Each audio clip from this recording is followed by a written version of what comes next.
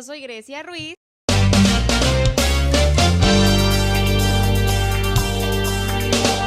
Y el día de hoy les doy la bienvenida a un episodio más de Aprende y Diviértete. Junto a mis compañeras, ellas son Hani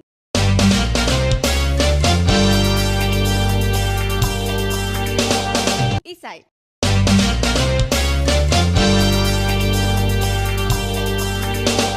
Hoy les hablaremos sobre la teoría general de las organizaciones internacionales.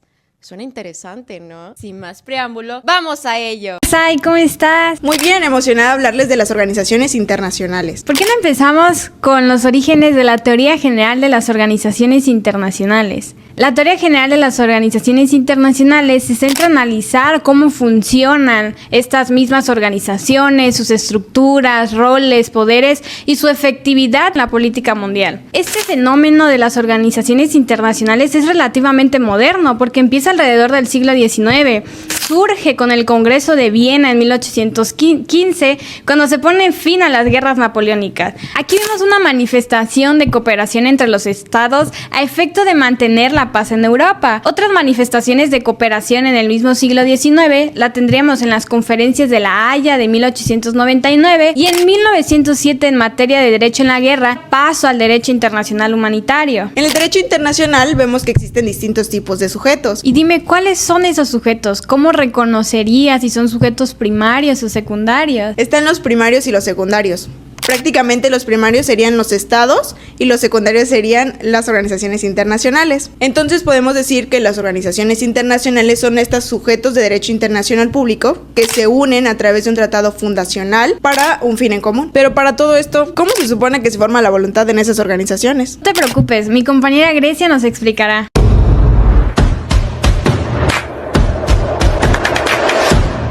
Les hablaré sobre la formación de voluntad en las organizaciones internacionales. Decimos que la voluntad se plasma en unos actos jurídicos que se denominan conforme al derecho de estas organizaciones internacionales, los cuales pueden ser tres: por la unanimidad, por mayoría y por consenso. Primero que nada voy a enfocarme en unanimidad, que decimos que en esta, todos los miembros van a votar favorablemente. Hay un pequeño inconveniente, ya que cada estado goza de un derecho de veto, y eso hace difícil que se adopten las decisiones que han sido tomadas. Entonces se crearon diversos métodos para que se suavice este carácter riguroso. Un método de esto sería el método de la disidencia, el cual consiste en que la decisión adoptada solo es aplicable a aquellos estados miembros que hayan votado a favor de la decisión. Asimismo, tenemos el método de la abstención. Ejemplo de ello es que la no participación de uno de los 5 miembros permanentes del Consejo de Seguridad.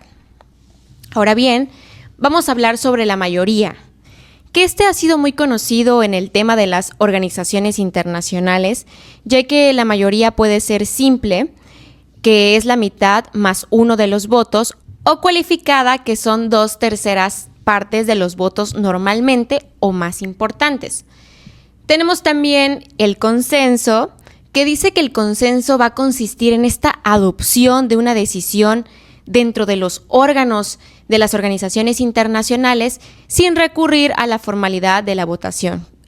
Un ejemplo es que el presidente o el portavoz negocia un proyecto de texto con las delegaciones o grupos de estados hasta que no haya ninguna objeción por parte de ninguno de ellos, y declara que la decisión ha sido tomada por consenso. Les hablaremos también de la personalidad jurídica de las organizaciones internacionales. Estas organizaciones, como sujeto internacional, poseen una existencia jurídica propia distinta al conjunto de estados que la componen. Diferencia de los estados, que son sujetos soberanos y jurídicamente iguales, que poseen personalidad jurídica propia, plena y general, la personalidad de las organizaciones está afectada por el principio de especialidad. Vamos contigo, Grecia, qué gusto estar aquí. ¿Por qué no me hablas de los medios de acción de las organizaciones internacionales? Hola, Hani. Evidentemente hoy te voy a hablar sobre estos medios. Primero que nada, quiero establecer que tenemos 2 medios: medios humanos de las organizaciones internacionales y los medios financieros de las organizaciones internacionales. Vamos a iniciar con los medios humanos. Primero que nada, hay que entender qué son estos agentes internacionales, los cuales son cualquier persona a través de la cual las organizaciones internacionales va a actuar. Los derechos y obligaciones de estos funcionarios vendrán determinados en un conjunto de normas que denominamos estatuto jurídico. Ahora bien, con el otro medio financiero, decimos que las organizaciones internacionales generan unos costes que unas veces serán fruto del funcionamiento del aparato administrativo de la organización. Ejemplo de esto son los gastos del personal, y otras veces estarán originados por las actividades funcionales u operaciones que despliegan las organizaciones, ¿no? Ejemplo, la ayuda humanitaria. Cada organización internacional tiene distintas actividades y con diferentes intensidades. Por eso existen varias modalidades de financiación. ¿Modalidades de financiación? ¿Qué es eso? ¿Por qué no lo explicas, por favor? Bueno, Hani, estas modalidades de financiación son las contribuciones de los Estados miembros, los recursos propios de las organizaciones internacionales u otros recursos financieros. Es importante.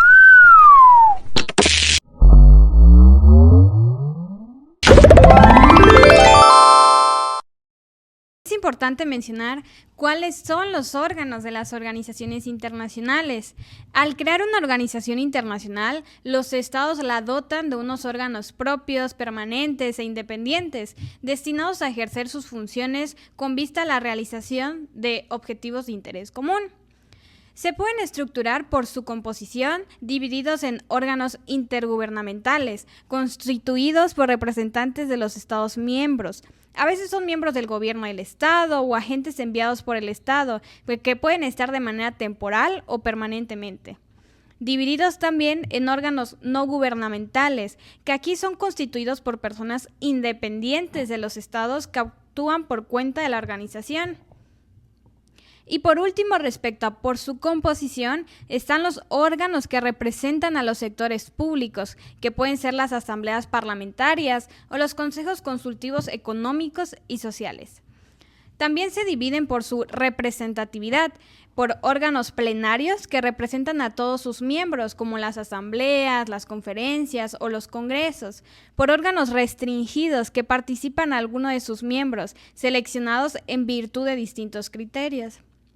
Y por último está por su representatividad. Están los órganos deliberantes que elaboran las líneas generales de la política de las organizaciones internacionales. Aquí se define la orientación de la organización, se aprueba el presupuesto y se gestiona. Órganos de decisión, que básicamente, como su nombre lo dice, se toman decisiones normativas u operacionales de la misma. Órganos administrativos encargados de ejecutar las decisiones y de administrar la organización internacional. Está compuesta por agentes de la misma organización y dirigido por un secretario general, como por ejemplo la ONU. ¡Nos despedimos! Yo soy Jania. Yo soy Grecia. Yo soy Sayan.